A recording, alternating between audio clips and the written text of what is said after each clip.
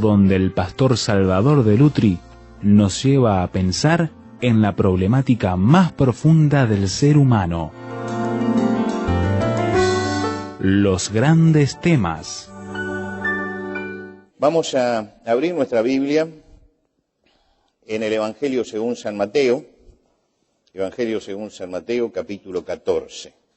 Evangelio según San Mateo, capítulo 14. Vamos a leer desde el versículo 22.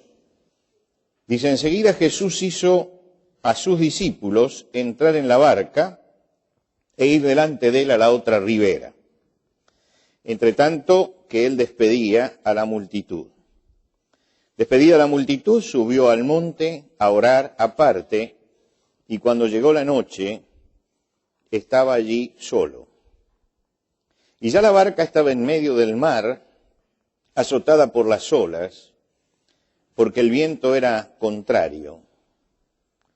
Mas a la cuarta vigilia de la noche, Jesús vino a ellos andando sobre el mar, y los discípulos, viéndole andar sobre el mar, se turbaron diciendo: un fantasma, y dieron voces de miedo. Pero enseguida Jesús les habló diciendo: tened ánimo, yo soy, no temáis. Entonces le respondió Pedro y dijo: Señor, si eres tú, manda que yo vaya a ti sobre las aguas. Y él dijo: ven. Y descendiendo Pedro de la barca andaba sobre las aguas para ir a Jesús. Pero al ver el fuerte viento tuvo miedo, y comenzando a hundirse, dio voces diciendo: Señor, sálvame.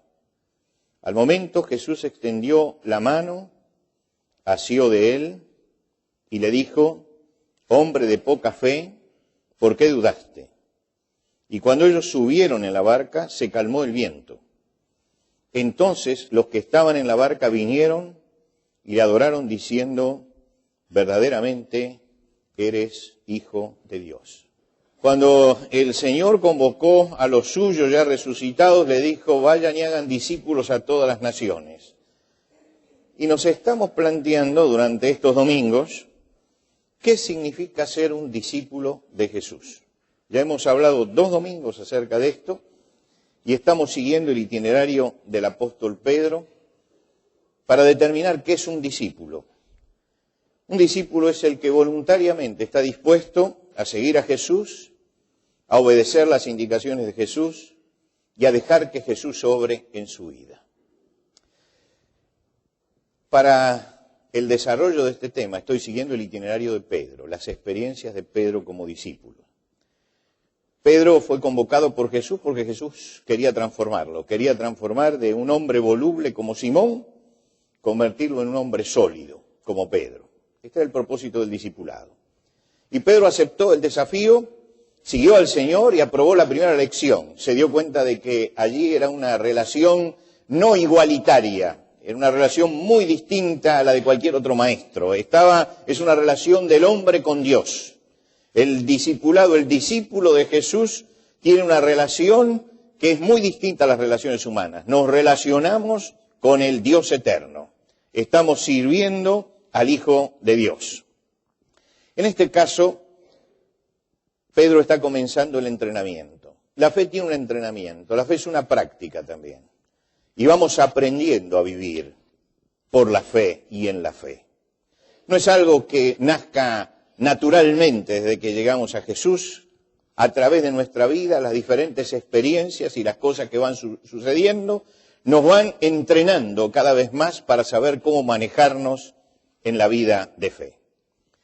Los discípulos estaban ese día con Jesús y Jesús los mandó que cruzaran el mar de Galilea.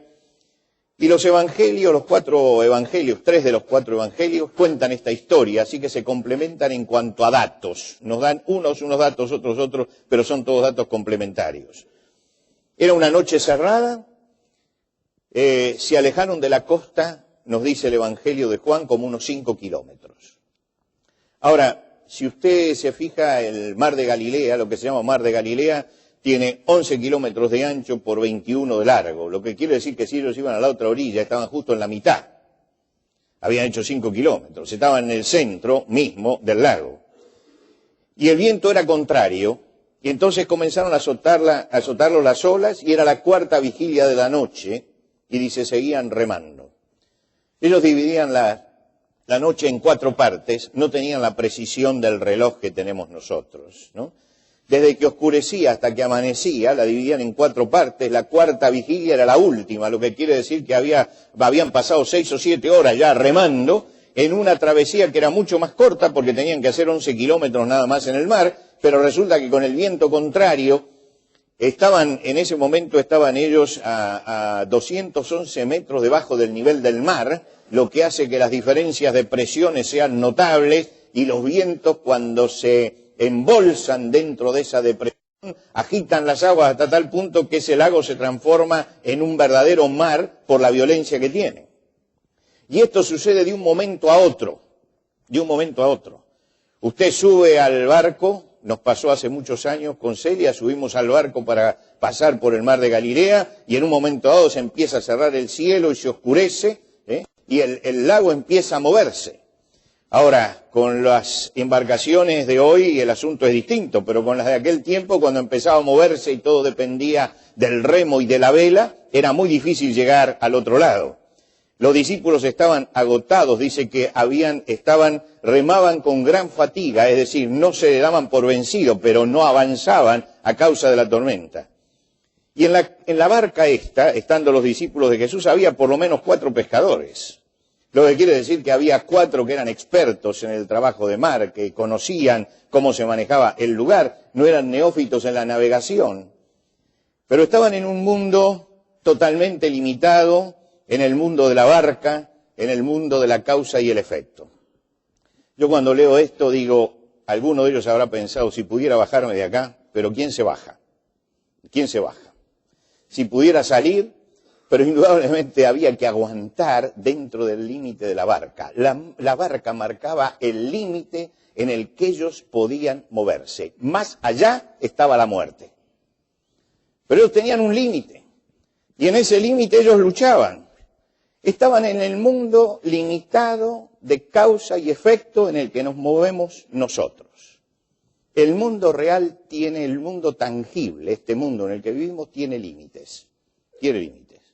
Y a veces nos cuesta aceptar que estamos en un mundo que tiene límites, donde todo tiene un límite. Donde todo tiene un límite. Nosotros queremos sobrepasar todos los límites, pero no podemos. Hay un momento que el conocimiento del hombre tiene un límite. La ciencia tiene un límite. Avanza, es verdad, pero hay un momento en que se acaba. Hay un momento en que tenemos que decir, más de esto, por todos los métodos que tenemos, no podemos ir. Los discípulos estaban en esa barca, eso era su vehículo, era un vehículo, los tenía que llevar al otro lado. Pero esa noche, eso se transformó en su prisión. Estaban prisioneros en ese lugar. Cuando ellos subieron, ellos creyeron que esto era un vehículo que los iba a llevar a la otra punta. Pero cuando empezó la tormenta, y cuando dijeron, bueno, ¿cómo salimos de acá? Y se dieron cuenta que no podían salir, entonces eso se transformó en una prisión. Y muchas veces la vida se transforma en una prisión. En este sentido fueron los existencialistas los que vieron esto, de que la vida era una prisión. Sartre, en una de sus obras, se llama A puertas cerradas, presenta justamente ese problema. Los hombres estamos encerrados en un cuarto. Él encierra a los personajes en un cuarto y se miran unos a otros y se agreden y pelean y acuerdan y todo, pero no pueden salir de eso. Y todos nosotros estamos encerrados. En alguna forma, los límites humanos hacen que estemos en una prisión que tiene límites, una prisión que tiene final. Y los hombres quieren romper los límites, romper los límites. Quieren ir más allá de los límites. Cuando los existencialistas empezaron a hablar acerca de los límites de la vida humana y de que estamos todos encerrados en esta barca, ellos comenzaron a pensar en medio de la Segunda Guerra Mundial, lo que es muy importante tener en cuenta, ¿no? En la Segunda Guerra Mundial ellos sintieron la angustia de un mundo en el cual estaban inmersos y que no podían escapar y que era terrible, y ellos empezaron a imaginar durante la Segunda Guerra ese mundo como un lugar cerrado, donde la muerte está acechando en todas partes y donde no se puede salir, y a alguien se le ocurrió escribir por allí de que el hombre tiene filtros en la percepción por la cual podría huir de eso. Y entonces apareció un señor, Huxley, que escribió un libro que se llama Las puertas de la percepción, donde él dice que a través de la droga se puede salir de eso. Y lógicamente que él empieza a tomar mescalina, empieza a tomar droga y crea esos mundos fantásticos. Y claro que se va, pero es una evasión por un momento. La realidad es que sigue estando. Y hoy, ¿cuántos jóvenes se han lanzado a la droga porque quieren escapar de esa realidad limitada, angustiante? Quieren saltar a una realidad superior y la droga en alguna forma los saca, pero los esclaviza. Y salen de una prisión y se meten en otra. Y la segunda es peor que la primera.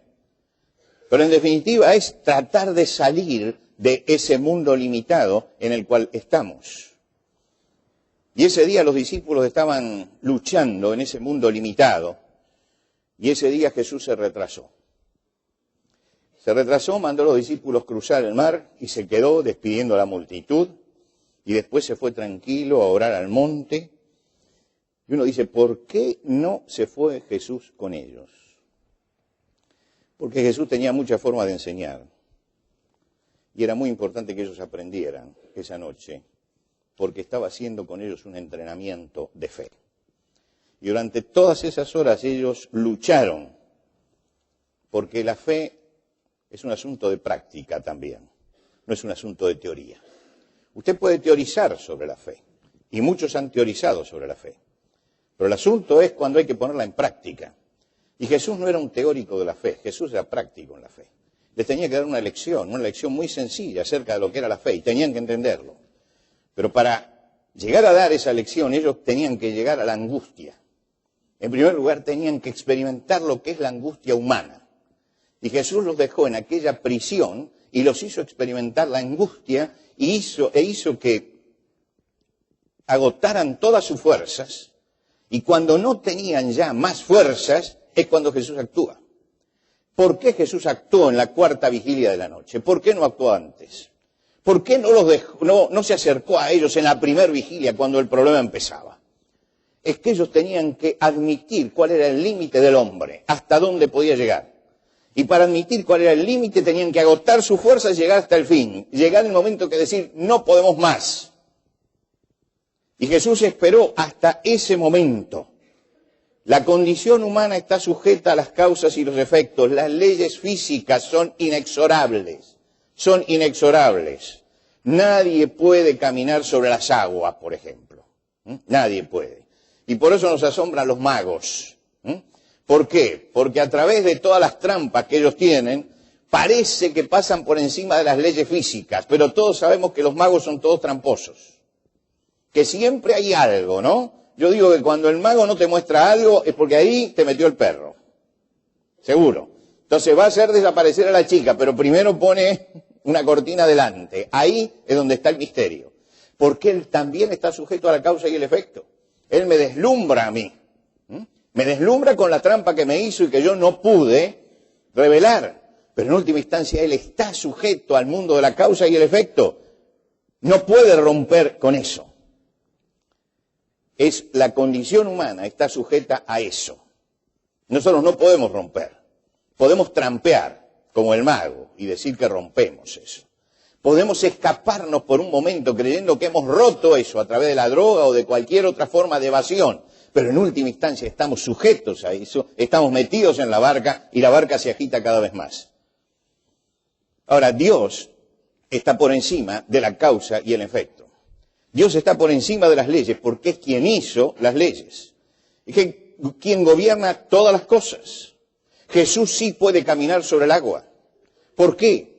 Porque en el mundo de la causa y el efecto están los hombres, pero no está Dios. Dios está por encima de todo eso.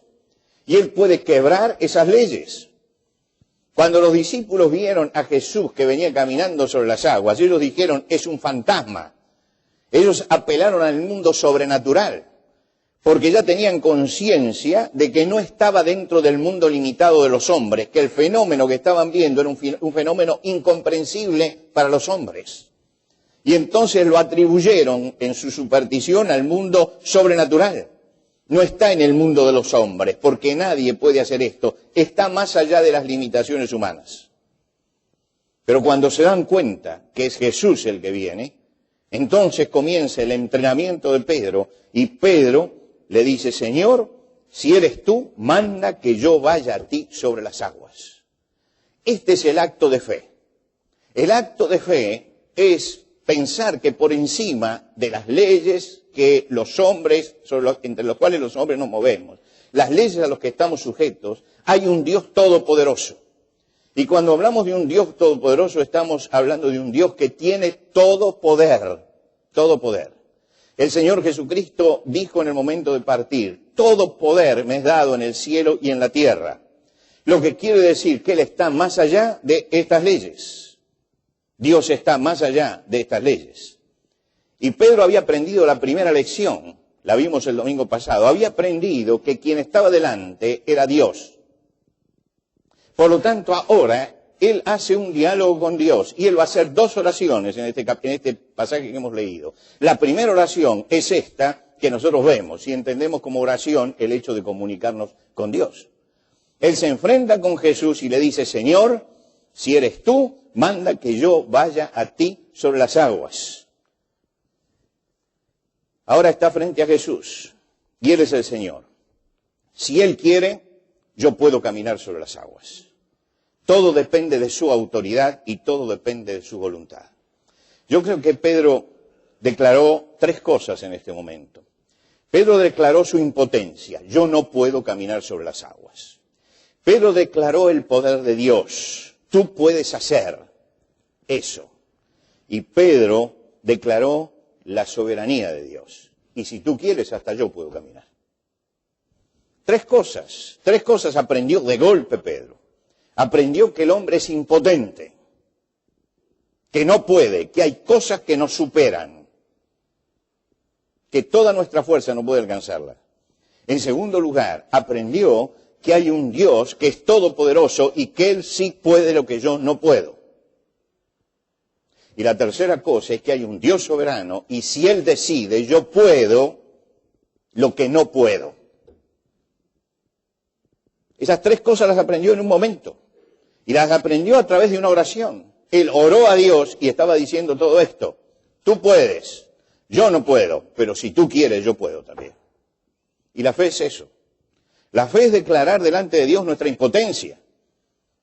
Cuando yo me inclino delante de Dios para orar y estoy pidiendo algo, estoy declarándome impotente delante de Dios y estoy declarando que Dios es el que puede, y por lo tanto yo ruego a Dios.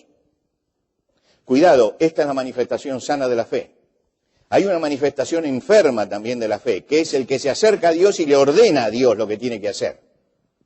Ahí está, hay una enfermedad de la fe. El hombre no le puede ordenar a Dios lo que tiene que hacer. El hombre tiene que someterse a la voluntad de Dios. Tiene que aceptar la voluntad de Dios. Hoy muchas veces nosotros vemos, sobre todo por los medios de difusión, la radio, la televisión, gente que le grita a Dios y le ordena, y le ordena que haga, que toque, que esto es una barbaridad. El hombre tiene que inclinarse delante de Dios. Tenemos que entender lo que es el poder de Dios y la grandeza de Dios. Y cuando, por eso, cuando los cristianos comenzaron a orar, crearon una posición en la oración que no tenían los antiguos judíos. Los judíos oraban con las manos levantadas hacia Dios. Esas manos levantadas están diciendo: no tengo nada que ocultar, muestro las manos limpias hacia arriba. Los cristianos oraban con las manos juntas. Las manos juntas, así, las manos palma con palma puestas delante, era la posición que usaba el esclavo en el momento que lo ataban. Y ataban las dos manos. Cuando los cristianos se acercaban a Dios y ponían sus manos una sobre otra delante de Dios, estaban poniéndose en una situación de sumisión, de dependencia. Y lo que hace Pedro es rogar en este momento. Y espiritualmente él está juntando las dos manos y se está poniendo en una situación de sumisión, de dependencia. Espero que Dios haga lo que Él quiera hacer. Él puede hacerlo y yo creo, y esta es la fe. Pero ahora yo dependo de Él. Y por eso en esta sumisión, Él hipotéticamente está colocando sus manos juntas. Está diciendo, yo dependo. Estoy atado a lo que Dios quiera hacer. Y Pedro baja del barco y camina sobre las aguas. Todos los milagros de Jesús tuvieron un propósito. Y todos los milagros de Jesús cumplieron un propósito benéfico para la gente.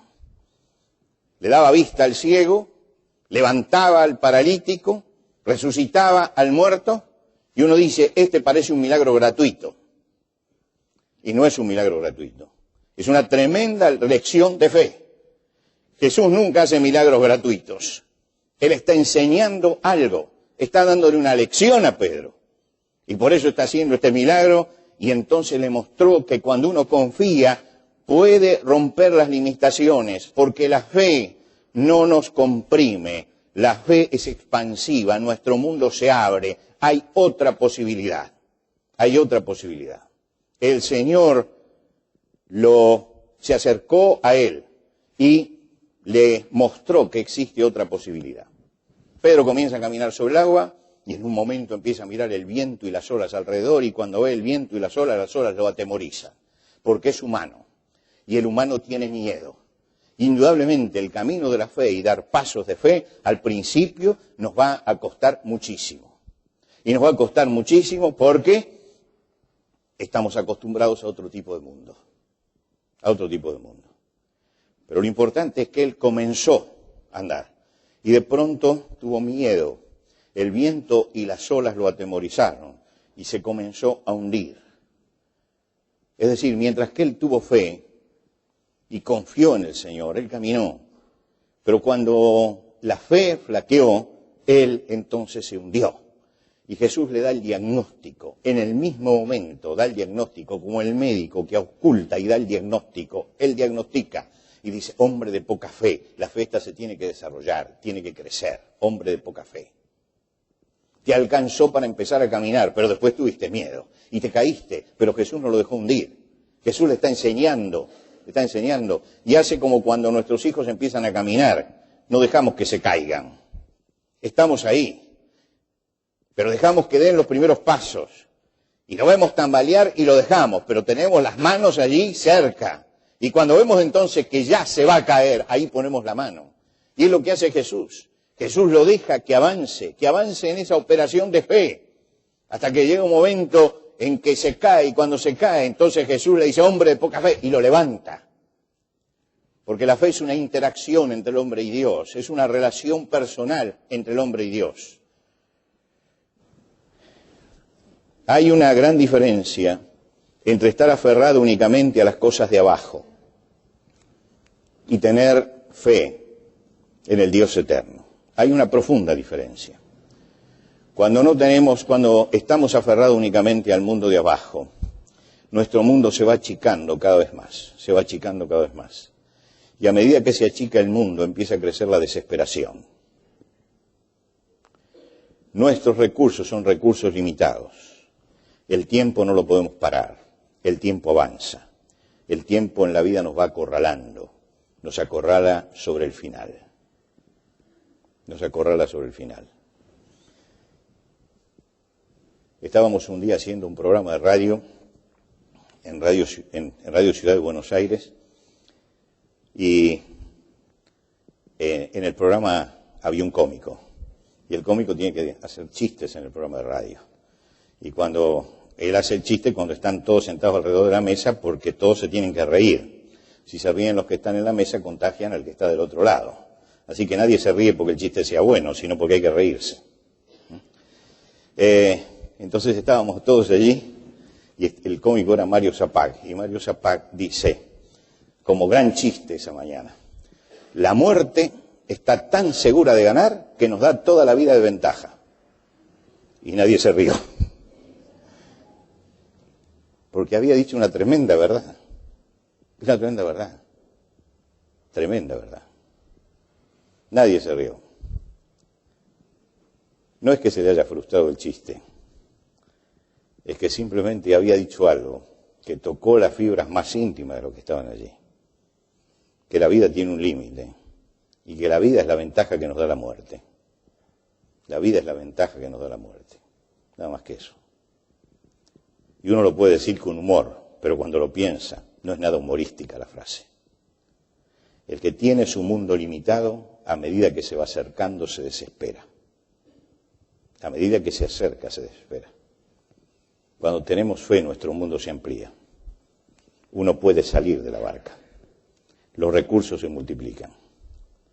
Pedro aprendió ese día que cuando uno depende de Dios, puede ir más allá. La caída de Pedro es una anécdota, simplemente, es una anécdota. Es una anécdota donde él fracasó por un momento, pero aprendió. Lo más importante es el aprendizaje. Él aprendió.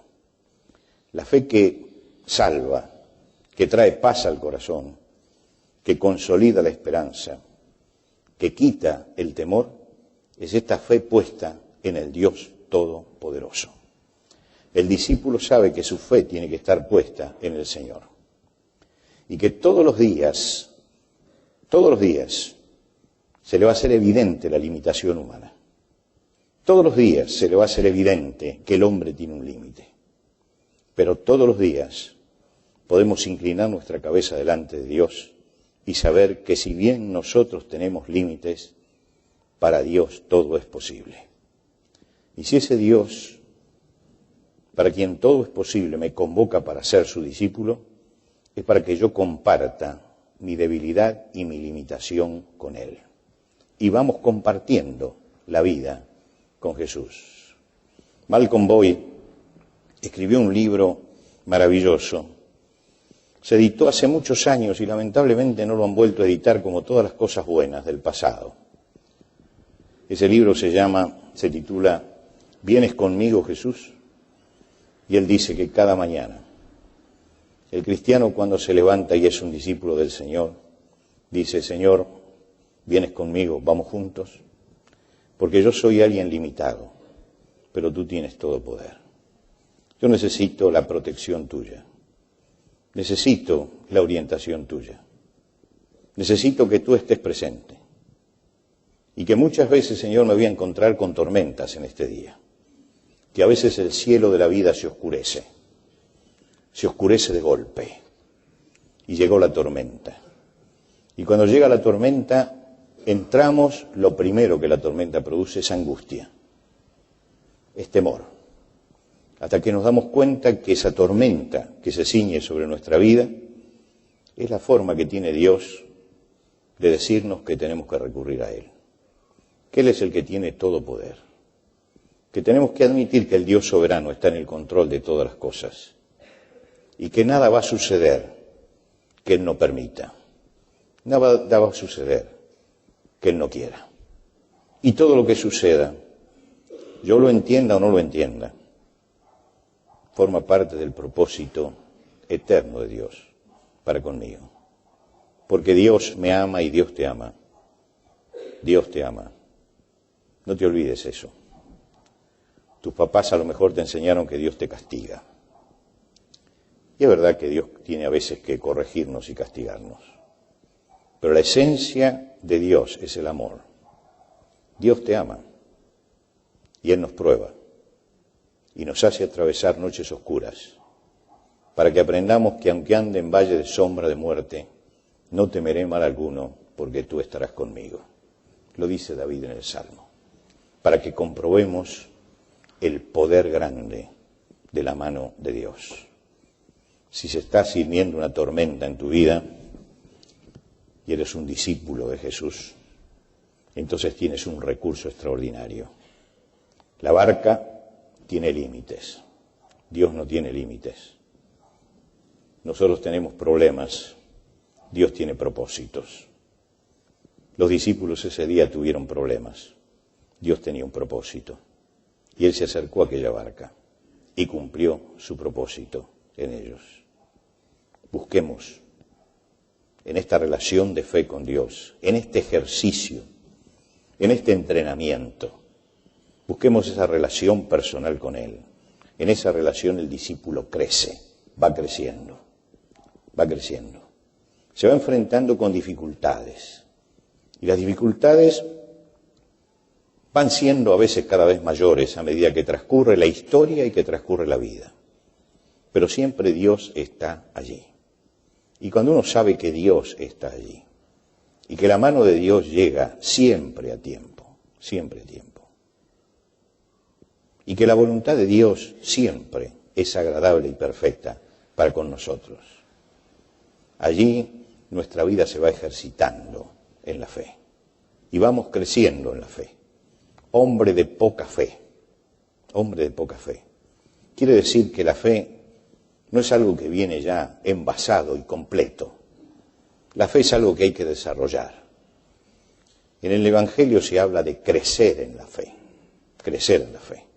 Y se crece en la fe a través del ejercicio de las dificultades y de las pruebas. Pero cada vez que aparece la dificultad y la prueba, miro este pasaje y veo a Pedro. Y lo veo orando 2 veces. 2 oraciones. Estaba en medio de la tormenta. Señor, si tú quieres, podemos salir. Depende de tu voluntad. Y después, Señor, sálvame, porque me estoy hundiendo. Y la mano se tendió, porque Dios siempre está allí. Y esta es la gran comprobación del discípulo, que Dios siempre está presente, que a veces no lo vemos, pero que no lo veamos no significa que no está. Él siempre está. Y cuando la cabeza nuestra se vuelve hacia Dios, la mano de Dios se tiende para sostenernos en medio de las pruebas. No todas las respuestas son las que yo quiero. No todas son positivas. Pero aun cuando la respuesta sea negativa, la paz de Dios es permanente en el corazón del que puso su confianza en Él. Vivamos el entrenamiento de la fe cada día para experimentar en nosotros el poder de Dios.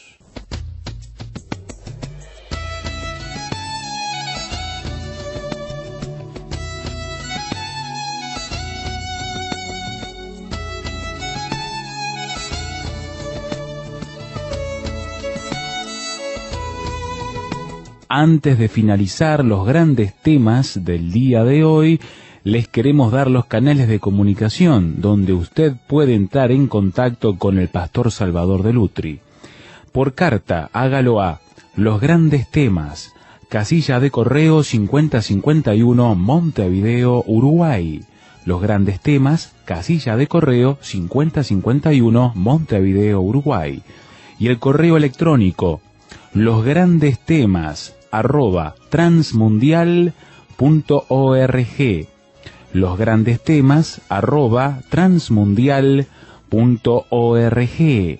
Nos encantaría escuchar de usted, saber cuáles son sus comentarios, preguntas, reacciones e inquietudes sobre el tema de hoy. Por ahora nos despedimos hasta otro espacio de Los Grandes Temas, una producción de Radio Transmundial.